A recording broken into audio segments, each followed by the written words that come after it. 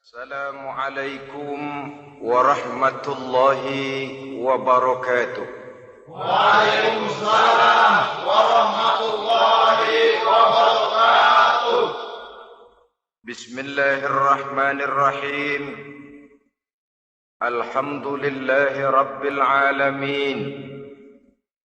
Wassalatu wassalamu ala ashrafil anbiya'i wal mursalin.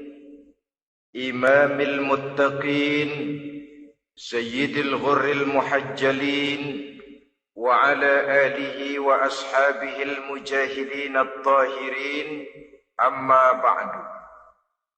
Saudara-saudara kaum muslimin rahimakumullah. Seorang muslim adalah seorang yang berpandangan luas, berjiwa lapang. Maksudnya apa? Tujuan jangka pendek dan jangka panjang ini harus dia raih kedua-duanya. Ini yang oleh Al-Quran diajarkan agar setiap muslim mencapai fid dunya hasanah wa fil akhirati hasanah. Kebaikan di dunia, kebaikan di akhirat. Itu arti hasanah. Jangan macam orang dulu punya istri dua pergi haji. Yang satu yang muda istrinya namanya Hasanah. Yang satu namanya Khadijah. Waktu tawaf keliling Ka'bah, si suami ini nggak bisa doa apa-apa kecuali Rabbana Atina itu. Tiap putaran Rabbana Atina fid dunya hasanah wa fil akhirati hasanah. Putaran kedua Rabbana Atina fid dunya hasanah wa fil akhirati hasanah. Ini istri tuanya yang namanya Khadijah dengerin aja. Akhirnya di satu saat dia colek suaminya, "Bang, mentang-mentang Hasanah bini muda disebutin melulu. Saya dong disebutin dalam doa." "Iya deh, ntar putaran selanjutnya." Suaminya blow on juga. Putaran kedua dia baca, Rabbana atina fid dunya hasanah wa fil akhirati Khadijah. Saudara-saudara, itu makna refleksi daripada doa tadi itu. Doa sapu jagat. Kita ingin fid dunya hasanah wa fil akhirati hasanah. Tujuan jangka pendek dunia tercapai, tujuan jangka panjang akhirat dan ridho Allah juga tergapai. Oleh sebab itu Al-Quran menjelaskan, wabtaghi fima atakallahu ad-daral akhirah wa la tansa nasibaka minad dunya. Dengan karunia yang diberikan Allah kepadamu, carilah bahagia akhirat.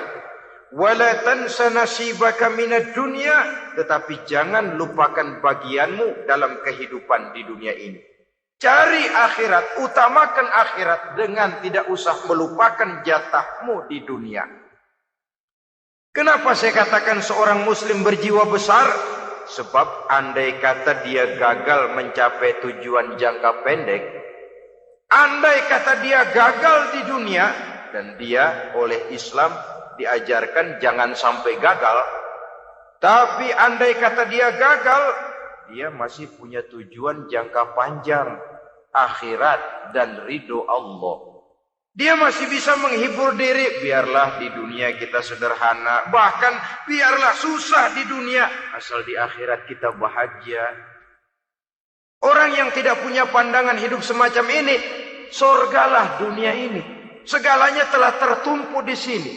Bila umurnya selesai, ajalnya datang, selesai, sudah sorganya sampai di situ. Dan dia tidak punya pengharapan lain di belakang itu.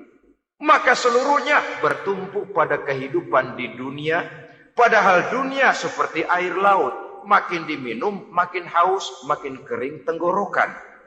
Dunia yang diperturutkan menyeret manusia ke dalam lingkaran setan, terjebak dalam sifat yang namanya tamak bin rakus alias serakah.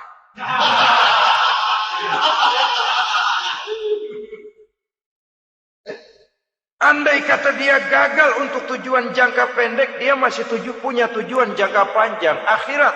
Dia masih sanggup berkata, biar di dunia kita sederhana, bahkan biar kebelangsak sengsara susah di dunia, asal di akhirat kita bisa bahagia. Kan masih ada harapan. yang paling bangpak, paling rusak betul, sudah di dunia sengsara, di akhirat celaka. Jadi dunia rumahnya gubuk, pinggir kali miring, asal hujan bocor, utang selebar warung. Bayang kagak, ngaji enggak, puasa enggak, saban malam merit mulu. Saudara hadirin yang saya hormati, lalu kapan mau bahagia kalau sudah di sini susah, di sana akan susah juga. Ini yang pertama, seorang muslim, seorang yang optimis, berjiwa besar, luas pandangan. Kegagalan dia dalam jangka pendek tidak menyebabkan dia melupakan tujuan jangka panjang. Yang kedua, positifnya apa? Cara dia mencapai tujuan jangka pendek diwarnai oleh keyakinan adanya tujuan jangka panjang. Dia memang benar cari harta, tapi karena dia yakin ada akhirat, Allah ridho apa tidak? Ini positifnya. Saya memang cari duit, tapi dengan cara ini Allah ridho apa tidak? Saya memang ingin berpakaian yang rapi, tapi dengan tidak menutup aurat begini, Allah ridho atau tidak? Saya memang bergaul menghormati teman, tapi terjebak dalam minuman keras karena menghormati teman, Allah ridho apa tidak? Ini orang yang punya tujuan jangka panjang. Segalanya diberikan bingkai dengan pertanyaan, Allah ridho atau tidak? Keyakinannya terhadap tujuan jangka panjang mewarnai gaya hidupnya di dunia ini, mencapai tujuan jangka pendek tadi. Mau minum, Allah ridho apa enggak ini? Mau makan, yang saya makan Allah ridho apa enggak ini? Pendeknya apapun yang mau dia kerjakan, karena dia punya keyakinan tujuan jangka panjang, dia selalu menimbang terhadap ridho Allah tadi. Jadi tanpa prestasi ibadah, kita nol besar dalam pandangan Allah. Ini nilai manusia yang hakiki di sini. Ini makna inna akramakum indallahi atqakum. Di akhirat nanti kan tidak pernah akan disidang. Kamu pendidikan setinggi apa? Tidak. Gelarmu berapa renteng? Profesor, doktor? Tidak. Akhirat hanya menyidang kau sholat atau tidak, kau puasa atau tidak, kau zakat atau tidak. Diberikan kamu harta yang banyak, dari mana kau dapat, kemana kau belanjakan. Prestasi ibadah itu yang ditanya. Setinggi apa pendidikan, sebanyak apa pengalaman, no problem. Tidak jadi masalah di akhirat itu. Prestasi ibadah itu yang akan kita persembahkan di hadapan Allah. Itu makna inna akramakum indallahi atqakum. Kerbau dinilai dari dagingnya, makin gemuk makin mahal harganya. Tapi ada perkutut lebih mahal dari kerbau. Perkutut itu mahalan mentahnya loh daripada matangnya. Karena harga perkutut pada suaranya. Lalu di mana harga manusia yang paling gemuk? Tidak. Suaranya, oh kalau manusia dinilai dari suaranya, barangkali Madonna nomor awal masuk surga. Hanyalah dengan prestasi ibadah kita bisa mencapai tujuan jangka panjang akhirat dan ridho Allah. Nah, baiklah ya. Kalau sudah jelas bahwa kita punya dua tujuan jangka hidup, jangka pendek dan jangka panjang, bagaimana Islam mengajarkan kita meraih dua ini? Pada prinsipnya Islam mengajarkan sistem keseimbangan. Dalam berbagai aspek kehidupan, keseimbangan ini nampak dengan nyata. Diajarkan oleh agama kita. Seperti ayat yang saya bacakan tadi. Dengan karunia yang diberikan Allah kepadamu, cari negeri akhirat, tapi jangan lupakan bagianmu di dunia ini. Dalam bentuk yang lebih nyata, bekerjalah untuk duniamu seolah kau akan hidup buat selamanya, tapi bekerjalah buat akhiratmu seolah kau akan mati besok. Manifestasinya dalam kehidupan, misalnya orang kaya diperintah membantu yang miskin, tapi orang miskin dianjurkan berusaha. jangan mengandalkan hidup kepada yang kaya, seimbang. Kamu kaya, betul Pak, bantu yang miskin. Kamu miskin, iya Pak, berusaha, seimbang. Tuan rumah diwajibkan menghormati tamu, tamu diwajibkan tahu diri, seimbang. Jadi bagaimana kalau sudah kita bekerja di sawah, di ladang, di pasar, di kantor, anggap kita akan hidup selamanya agar timbul gairah kerja. Tapi kalau sudah sholat, anggap kita akan mati besok supaya timbul khusyuknya. Nah, titik tekannya di mana? Stresnya itu. Walaupun Islam mengajarkan sistem keseimbangan, tapi Al-Quran tetap menggarisbawahi walal akhiratu khairul laka minal, bahwa bagaimanapun seimbangnya, akhirat itu lebih utama daripada dunia. Bagaimana implementasinya? Kata orang-orang tua, kalau kita menanam padi, rumput pasti tumbuh, tapi nanam rumput jangan mimpi tumbuh padi. Maksudnya apa? Kalau satu perbuatan kita niatkan karena Allah, dunianya pasti ikut. Tapi kalau satu perbuatan diniatkan karena dunia semata-mata, akhirat akan hilang. Sebab itu, biasakanlah berbuat sesuatu baik untuk tujuan jangka pendek, lebih-lebih untuk tujuan jangka panjang dengan motif lillahi ta'ala. Jadi saya ulangi, satu perbuatan kalau sudah diniatkan karena Allah, dunia biasanya ikut. Tapi kalau diniatkan karena dunia semata-mata, akhirat akan luput. Padahal itu titik tekannya, walal akhiratu khairul laka minal ula. Saudara-saudara kaum muslimin rahimakumullah, ini tujuan hidup. Jadi landasan tempat kita bertolak sudah jelas, pantai yang akan kita tuju dalam kehidupan ini juga sudah nyata. Kita ingin mencapai apa yang dinamakan fid dunya hasanah wa fil akhirati hasanah. Untuk itu perlu ada keseimbangan, tetapi titik tekannya tetap akhirat lebih utama daripada kehidupan dunia ini. Sekarang kalau sudah ada dasar hidup, sudah ada tujuan yang akan kita capai, tentu harus ada alat untuk mencapainya. Semuanya perlu sarana.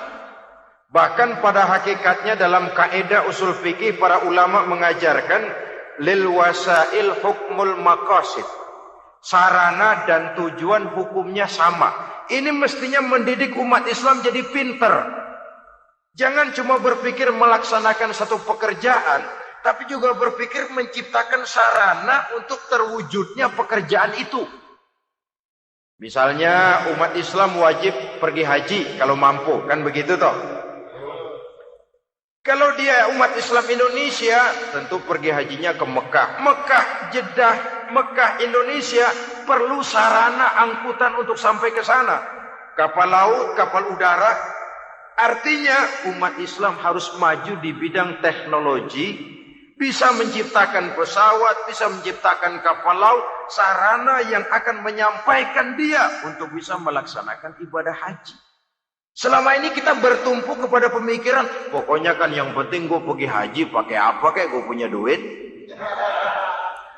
Dari segi pribadi memang barangkali begitu. Tapi sebagai umat yang harus mencapai kemajuan, apabila diperintahkan melaksanakan sesuatu, kita pun hakikatnya dituntut menciptakan sarana untuk menunjang pelaksanaan sesuatu itu sendiri. Agama mengajarkan an-nazafatu minal iman, kebersihan sebagian daripada iman. Siapa yang menciptakan mesin cuci? Sabun-sabun keras, deterjen, rinso dan lain sebagainya. Siapa yang menciptakan air condition, pembersih ruangan? Kita hanya berpikir pokoknya kan bersih, mau pakai apa kek? Kita jarang yang berpikir kepada pewujudan teknologi modern untuk menerjemahkan hadis itu.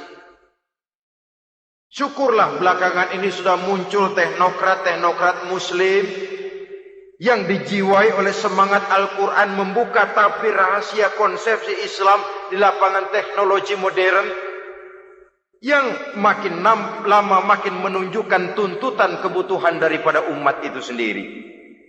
Dengan demikian, apabila ada tujuan hidup, kita memerlukan alat untuk mencapai tujuan tadi. Supaya tujuan fid dunya hasanah wa fil akhirati hasanah tercapai, apa alat yang harus kita pakai?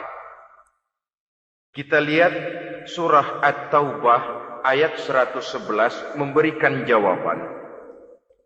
Innallaha ashtara minal mu'minina anfusahum wa amwalahum bi anna lahumul jannah.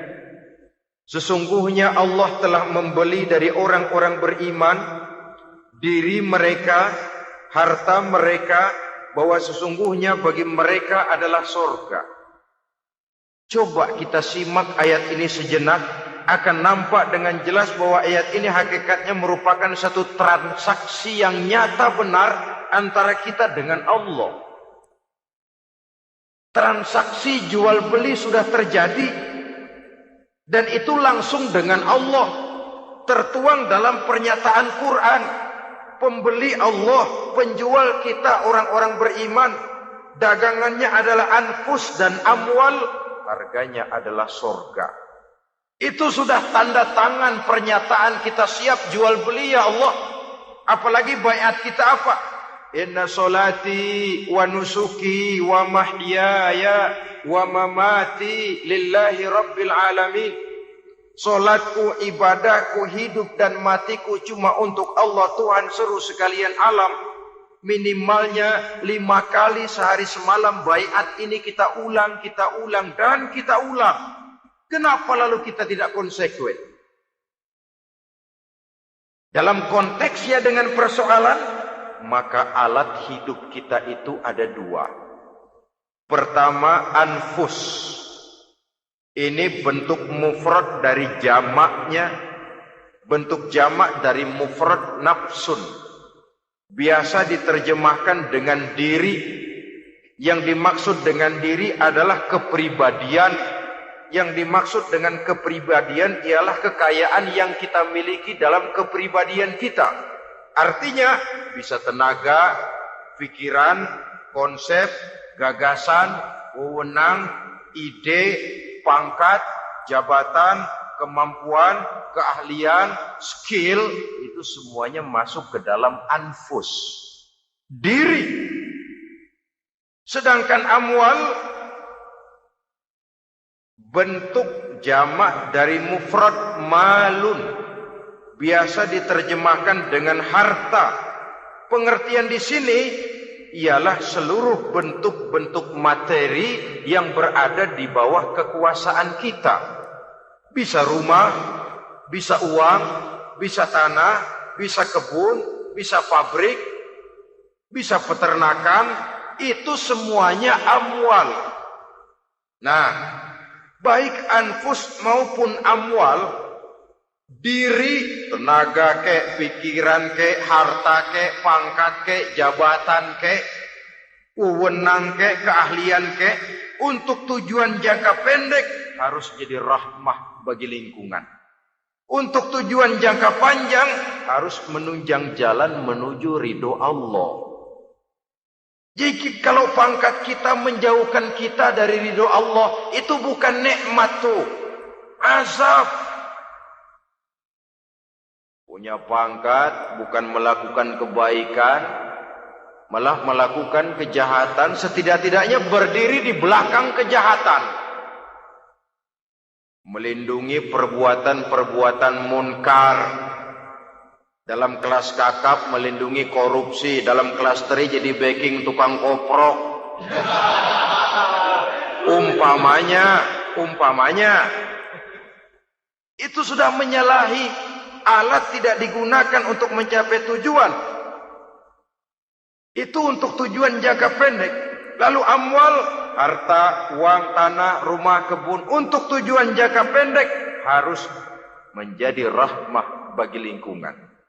Sedang untuk tujuan jangka panjang, baik diri maupun harta harus menunjang jalan menuju ridho Allah, harus meningkatkan prestasi ibadah kita kepada Allah Subhanahu wa ta'ala.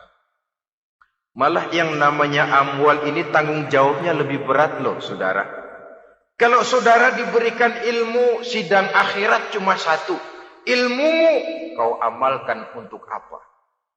Saudara diberikan umur panjang, pengadilan akhirat cuma bertanya satu, umurmu kau habiskan di mana? Tapi saudara diberikan harta, pertanyaan akhirat dua, hartamu kau dapat dari mana? Kau belanjakan kemana? Dari mananya dan kemananya ditanya, depan belakang. Kadang-kadang kan ada orang hartanya didapat dari jalan yang halal, dibelanjakan di jalan haram. Kerja peras keringat banting tulang setengah mati, begitu dapat duit beli buntutan, muter-muter kertas cari kode. Didapat dari jalan halal, dibelanjakan di jalan haram. Atau didapat dari cara yang haram, dibelanjakan di jalan yang baik. Menang judi, nyumbang pesantren. Nabi mengajarkan innallaha thayyibun la yaqbalu illa thayyib. Allah itu baik dan hanya menerima yang baik-baik saja. Tidak bisa mencuci kain dengan air najis. Kain akan tetap kotor. Saudara-saudara kaum muslimin rahimakumullah. Oleh karenanya masalahnya terpulang kepada kita, pandai-pandailah membagi orientasi. Suatu saat tenggelam kita dalam kesibukan dunia dan seluruh isinya untuk mencapai tujuan jangka pendek. Lain saat tenggelam kita memfanakan diri untuk mencapai tujuan jangka panjang, akhirat dan ridho Allah. Karena kehidupan ini bukan berjalan tanpa batas. Umur ini bukan satu karunia tanpa pertanggungan jawab. Satu saat setuju atau tidak, rela atau terpaksa, kita akan sampai kepada garis finish daripada perjalanan kehidupan dunia ini. Yang memang merupakan satu perjalanan panjang, a walking tall. Kata orang Kulon, a walking tall, satu jalan yang demikian jauhnya. Entoh kita akan sampai ke garis finish. Bila datang ajal, senja kehidupan datang, malam menyelimuti. Datangnya tidak pernah kita sangka, tapi sekali dia datang, tidak satu kekuatan yang bisa menolak. Kehadirannya tidak pernah kita harapkan, tapi satu kali dia datang bertamu, pasti terjadi. Dan itu pasti akan kita temui. Alangkah malangnya pada saat kembali itu datang, kita tidak punya prestasi ibadah. Lalu apa artinya prestasi dunia? Apa artinya tujuan jangka pendek kalau kita harus kehilangan tujuan jangka panjang?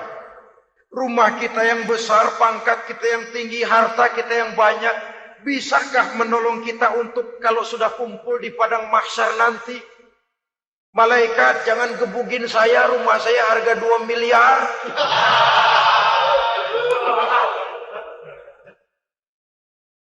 Sudahlah malaikat, damai saja, itu Rolls Royce saya. Pakai saja malaikat, pakai. Kata malaikat, gue budak, gue nggak butuh gituan. Hanya prestasi ibadah yang bisa menyelamatkan kita pada kondisi semacam itu. Jadi oleh karena itu saudara-saudara, biar di dunia ini rumah kita besar, mobil bagus, uang banyak, pabrik ada, usaha lancar, asal di akhirat masuk surga aja. Gak apa-apa. Daripada di dunia sengsara, di akhirat neraka, senangnya kapan? Sudah di sini sengsara, di sana kebelangsak. Itu yang orang-orang tua bilang lacur kuda namanya. Pelan dipecut, kenceng digentak, setengah mati, serba salah. Kuda kalau bisa ngomong, gue setengah mati, serba salah. Pelan dipecut, kekencengan ditarik. Itu yang namanya lacur kuda begitu. Serba salah posisinya. Untuk itu pandai-pandailah membagi orientasi. Supaya tercapai tujuan ideal ini, fid dunya hasanah wa fil akhirati hasanah. Ini tentang tujuan hidup. Nah, untuk mencapai tujuan ini, kita tidak berjalan sendiri. Kita perlu teman hidup. Di samping teman hidup, ada pula lawan hidup. Siapa teman hidup kita untuk mencapai tujuan hidup ini? Dalam arti sempit, teman hidup kita suami istri yang taat kepada Allah. Suami istri lebih dari sekedar satu pasangan, juga saling melengkapi, merupakan bagian daripada kehidupan. Suami adalah teman istri, istri adalah teman suami untuk mencapai tujuan hidup tadi. Mencapai fid dunya hasanah wa fil akhirati hasanah. Seiring, seirama, selaras, serasi, seimbang, kata orang sekarang. Teman dalam arti sempit. Adapun teman dalam arti luas, setiap orang yang pandangan hidupnya sama dengan kita. Setiap orang yang akidahnya sama dengan kita. Terlepas dari suku bangsa apapun, warna kulit apapun, bahasa apapun. Jikalau keyakinannya sama, pandangan hidupnya sama, dia adalah saudara kita dalam artian yang luas. Islam tidak kenal teritorial. Maka tidak ada itu Islam Jepang. Ya walaupun secara formalnya ada, tapi informal Muslim adalah Muslim, diikat dengan akidah. Itu teman hidup. Lalu lawan hidup siapa? Pertama iblis. Dalam segala bentuk dan implementasinya. Yang kedua, setiap orang yang pandangan hidupnya tidak sama dengan kita. Secara ideologis, itulah lawan hidup kita. Maka yang teman jadikan teman, yang lawan jadikan lawan. Jangan teman dijadikan lawan, lawan dijadikan teman. Itu namanya kopiah dipasang di kaki, Pak Bakyak naik ke jidat. Wajar kalau kepala lalu jadi benjol. Salah milih teman, salah cari lawan. Salah milih teman, salah cari lawan. Akibatnya kita yang akan susah di kemudian hari nanti. Saudara-saudara kaum muslimin rahimakumullah, oleh karenanya pandai-pandailah dalam hidup ini. Yang teman jadikan teman, yang lawan jadikan lawan. Kalau lawan kita jadikan teman, sementara teman kita jadikan lawan, dan itu apa yang banyak terjadi dalam praktek kehidupan, kita tidak akan bisa mencapai tujuan karena akan tertarung di kaki sendiri. Nah, ini sajalah yang kita bicarakan pada pertemuan kali ini. Mudah-mudahan ada manfaatnya. Terima kasih atas segala perhatian. Mohon maaf atas segala kekurangan. Usikum wa nafsi bitaqwallah. Wassalamualaikum warahmatullahi wabarakatuh.